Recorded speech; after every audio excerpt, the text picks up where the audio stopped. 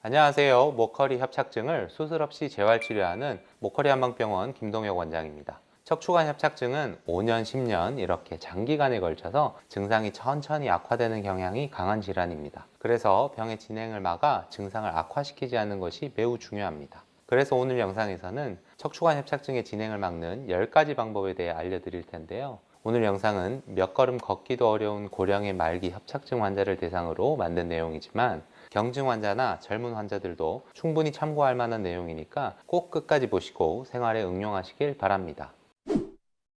척추관 협착증의 진행을 막는 10가지 방법. 첫 번째는 반드시 매일 운동을 꼭 해야 합니다. 협착증은 척추관이 막혀 있더라도 허리 주변 근육의 상태가 좋으면 안 아프거나 훨씬 덜 아픕니다. 그래서 매일 적절한 운동을 통해 허리 주변 근육의 기능을 잘 유지하고 근육의 상태를 잘 관리해줘야 합니다. 이처럼 협착증 환자에게 운동은 필수이지만 그렇다고 허리에 힘이 많이 들어가는 무리한 운동들을 하게 되면 오히려 증상이 나빠질 수 있기 때문에 협착증에 좋은 적절한 운동을 잘 선택해서 매일 조금씩 꾸준하게 해줘야 합니다. 두 번째, 그럼 어떤 운동이 협착증에 좋은 운동이냐? 사실 몇 걸음 걷지 못하는 말기 협착증 환자는 마땅히 할 수 있는 운동이 많지 않습니다. 거의 걷지 못하기 때문에 걷기 운동마저도 맘대로 하기 어려운데, 그래서 1차적으로는 누워서 하는 운동을 많이 해야 합니다. 그래서 저희가 누워서 하는 4가지 협착증 운동을 만들어 놓았는데요. 지금 이 영상의 조회수가 무려 300만이 넘습니다. 그만큼 많은 분들이 따라하고 계십니다. 이 누워서 하는 4가지 협착증 운동은 말기 협착증 환자뿐만 아니라 경증 협착증 환자나 젊은 층의 협착증 환자분들도 모두 기본적으로 해야 되는 운동이기 때문에 반드시 이 운동을 매일 해주시는 게 필요합니다.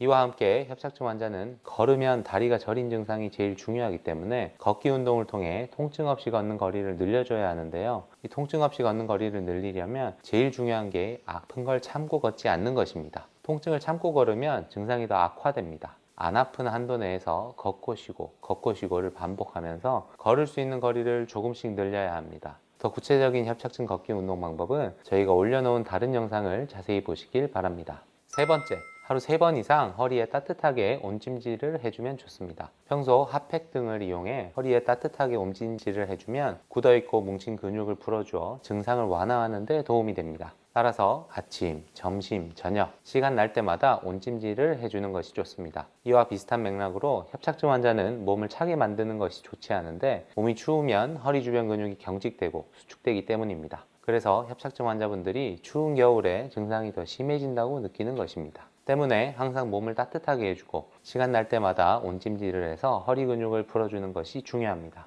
네 번째, 나의 협착증 증상 변화에 항상 관심을 가지고 기록해둬야 합니다. 협착증은 수년에 걸쳐 시간을 두고 증상이 서서히 악화되기 때문에 내가 얼마나 나빠지고 있는지 세심하게 주의를 기울이지 않으면 잘 모릅니다. 그래서 반드시 내가 어느 정도 걸을 수 있는지, 허리 구부러짐 정도는 어떤지, 잘 때 불편감은 어떤지 등의 기록을 남겨두는 것이 좋습니다. 그리고 MRI는 한 번 정도는 찍어서 잘 보관해 두는 것이 좋습니다. 왜냐하면 나중에 몇 년이 지나고 증상이 더 많이 안 좋아졌을 때 과거 MRI와 현재 MRI를 비교해 보면서 척추관이 얼마나 더 막혔는지, 후관절이나 인대 등이 더 두꺼워졌는지, 허리 뒤쪽의 기립근이 얼마나 더 많이 줄었는지 등을 비교해 볼 수 있기 때문입니다. 다섯 번째, 최근에 증상이 갑자기 많이 나빠졌다면 반드시 그 원인을 찾아야 합니다. 허리는 절대로 거짓말을 하지 않습니다. 내 협착증 증상이 갑자기 나빠졌다면 거기에는 반드시 이유가 있습니다. 예를 들면 지난주에 딸의 집에 가서 김장을 도와줬다든가, 아니면 오랜만에 장시간 차를 타고 여행을 갔다 왔다든가,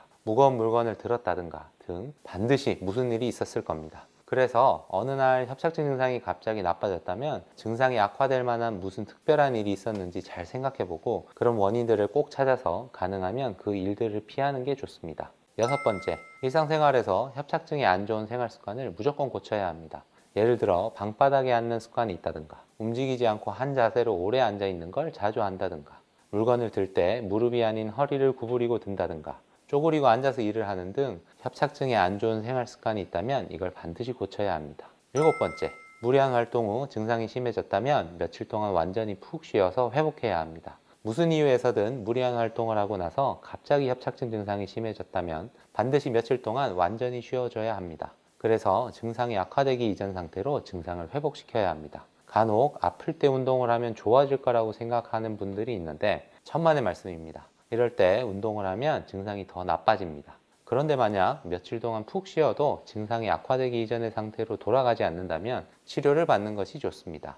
여덟 번째, 협착증 환자의 가족은 협착증이란 질환에 대해 잘 알아야 하고 환자를 이해하고 도와줄 수 있어야 합니다. 협착증 환자는 방바닥에 앉으면 안 되기 때문에 가구 구매나 배치에 있어서 가족들이 그런 부분까지도 배려해 줄 수 있어야 하고, 또 무리한 집안일, 예를 들면 김장 같은 일에 참여하지 않도록 배려해 주는 것도 필요합니다.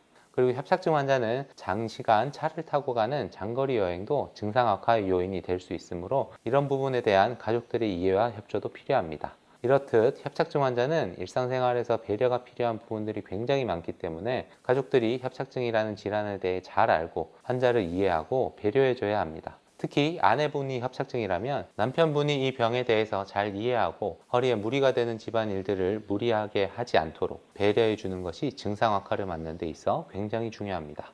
아홉 번째, 나의 협착증을 장기간 지켜봐줄 주치의를 정해두면 좋습니다. 협착증은 장기적으로 계속 조금씩 나빠지는 경향이 강한 질환이기 때문에 나의 협착증을 장기간 옆에서 지켜봐줄 주치의가 한 명 정해져 있으면 좋습니다. 그러면 평소보다 무리해서 증상이 안 좋아졌을 때 내 허리 상태를 잘 알고 있는 주치의에게 바로 치료를 받을 수도 있고, 또 주치의와 상의해서 MRI를 찍어 놓으면 시간이 지났을 때 퇴행의 진행 정도나 근육의 감소 정도를 비교해 볼 수 있는 자료로 사용할 수도 있습니다. 그리고 협착증에 신경주사를 습관적으로 계속 반복해서 맞으시는 분들이 있는데, 세계적인 권위를 가진 병원들은 대부분 신경주사를 1년에 3번 이상 맞지 않기를 권유합니다. 왜냐하면 그보다 더 많이 맞으면 여러 가지 부작용이 생길 수 있기 때문입니다. 그래서 내 상태를 장기간 지켜봐줄 주치의를 정해두고 한 곳에서만 신경주사를 맞으면 필요 이상으로 많이 맞는 걸 피할 수 있습니다. 또 저희처럼 협착증을 많이 보고 있는 한의사를 주치의로 두고 지속적으로 관리를 받으시는 것도 협착증의 진행을 막는 좋은 방법 중에 하나입니다. 열 번째, 협착증의 진행을 막는 가장 중요한 방법은 가능하면 협착증 초기에 치료를 받는 것입니다. 수많은 협착증 환자분들을 만나보면 거의 걷지 못하게 되면 그제서야 다급해서 치료를 받으러 오시지만, 증상이 심하지 않은 협착증 초기에는 치료를 계속 미루는 경향이 있습니다. 그런데 증상이 심하지 않은 협착증 초기가 치료도 훨씬 더 쉽고 치료 결과도 일반적으로 훨씬 더 좋기 때문에 미루지 말고 꼭 초기에 치료를 받으시길 바랍니다. 그런데 여러분, 이미 몇 걸음 걷지 못하는 말기 협착증이 되었다고 해서 비수술적인 치료를 포기하실 필요가 없습니다. 저희가 몇 걸음 걷지 못하는 말기 협착증도 재활적인 치료로 충분히 좋아질 수 있다는 과학적 연구 결과들을 국제학술지의 논문으로도 발표하고, 또 지속적으로 이런 환자분들의 치료 결과들을 영상 후기로 만들어서 올리고 있으니까 유튜브 검색창에서 협착증 치료 후기라고 검색하셔서 이런 치료 후기 영상들도 꼭 보시길 바랍니다. 지금까지 협착증의 진행을 막는 10가지 방법에 대해 알려드렸는데, 오늘 내용을 잘 기억하셔서 협착증 증상이 악화되지 않도록 잘 관리해 주시길 바랍니다. 감사합니다.